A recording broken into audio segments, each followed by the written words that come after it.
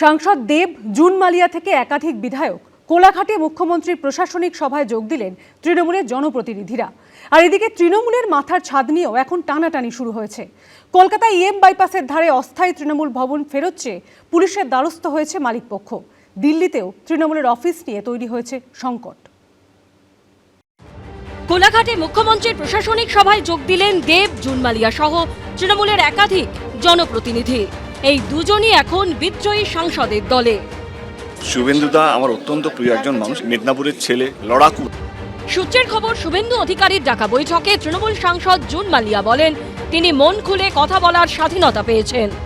এবং একটা অপোজিশনের এমপি তো বলেই ফেললেন যে আপনারা আমাদের স্বাধীনতা দিয়েছেন কথা বলার, আপনি তাই আমি মন খুলে আজকে ডেভেলপমেন্ট ওরিয়েন্টেডই বলেছেন, খুব ভালো ভালো প্রপোজাল দিয়েছেন। মুখ্যমন্ত্রীর ডাকা প্রশাসনিক সভায় ঘাটালের তৃণমূল সাংসদ দেব, মেদিনীপুরের তৃণমূল সাংসদ জুন মালিয়া, খড়গপুর গ্রামীণের তৃণমূল বিধায়ক দীনেন রায়, কেশপুরের তৃণমূল বিধায়ক শিউলি সাহা। শুনেছেন প্রত্যেকটা প্রপোজাল, খুবই ভালো লাগলো। আগের মুখ্যমন্ত্রীও তো এইভাবে শুনতেন। একটা বলার পর সেকেন্ড বার বলার সুযোগ থাকতো না।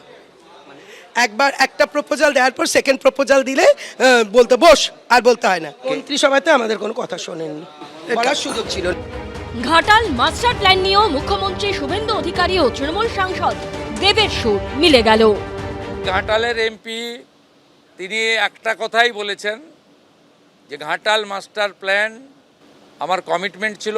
আমি ওনাকে বলেছি যে ঘাটাল মাস্টার প্ল্যান ইলেকশানে আমাদেরও কমিটমেন্ট ছিল, আমরা ওটা করব। এখানে ক্রেডিট ডিসক্রেডিট কে কার ক্রেডিট হবে সেটা বড় কথা নয়। এই লোকটা স্বপ্ন দেখিয়েছিল ঘাটাল মাস্টার প্ল্যান করবে, এবং সেই স্বপ্নটা নিয়ে আমি শুভেন্দুদার কাছে এসেছি। আমাদের এখনকার যিনি মুখ্যমন্ত্রী তিনি আমাকে কথা দিয়েছেন, ওনার হাত ধরে উনি সবাই সামনেও বললেন কি ঘাটাল মাস্টার প্ল্যানটা এই সরকার সেটা কমপ্লিট করবে। ভোটে ভরাডুবি হয়েছে, দল খান খান হয়ে গেছে। মমতা বন্দ্যোপাধ্যায় তৈরি করা দল আগামী দিনে তার কাছে থাকবে কিনা তা নিয়েই জোরালো প্রশ্ন উঠে গেছে। তৃণমূলের মাথার ছাদ নিয়েও এখন টানাটানি।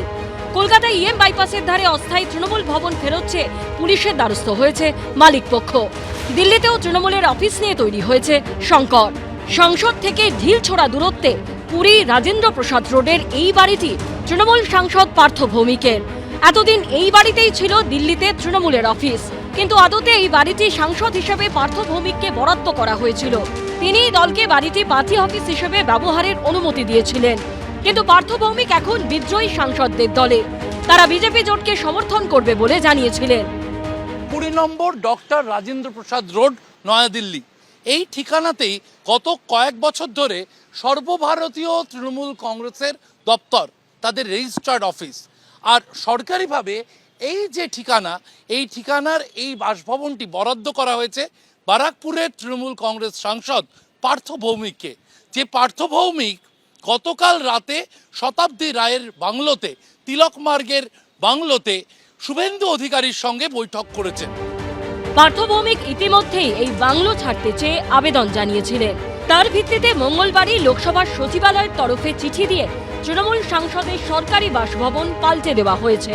পুরী রাজেন্দ্র প্রসাদ রোডের বাংলোর বদলে তার জন্য বরাদ্দ করা হয়েছে হুগলি টাওয়ারের 501 নম্বর ফ্ল্যাট। এর ফলে দিল্লিতে তৃণমূলের এই পার্টি অফিস হাতছাড়া হওয়া এখন কার্যত নিশ্চিত। কলকাতায় ইএম বাইপাসের ধারে অস্থায়ী তৃণমূল ভবন নিয়েও দীর্ঘদিন ধরে টানাপোড়েন চলছে। থানায় আমরা গেছিলাম ওসির কাছে গিয়ে আমরা এই যা বললাম, এই আমাদের এগ্রিমেন্ট ছিল, এই এগ্রিমেন্ট শেষ হয়ে গেছে, এখন অ্যাজ সুন অ্যাজ পসিবল আমাদের প্রপার্টিটা ছেড়ে দিলে আমাদের ভালো হয়। সব মিলিয়ে মমতা বন্দ্যোপাধ্যায়ের অস্বস্তি বেড়েই চলেছে। উজ্জ্বল মুখোপাধ্যায়, শিবাশিস মৌলিক ও বিটন চক্রবর্তীর রিপোর্ট, এবিপি আনন্দ। এবিপি আনন্দ, এগিয়ে থাকে, এগিয়ে রাখে।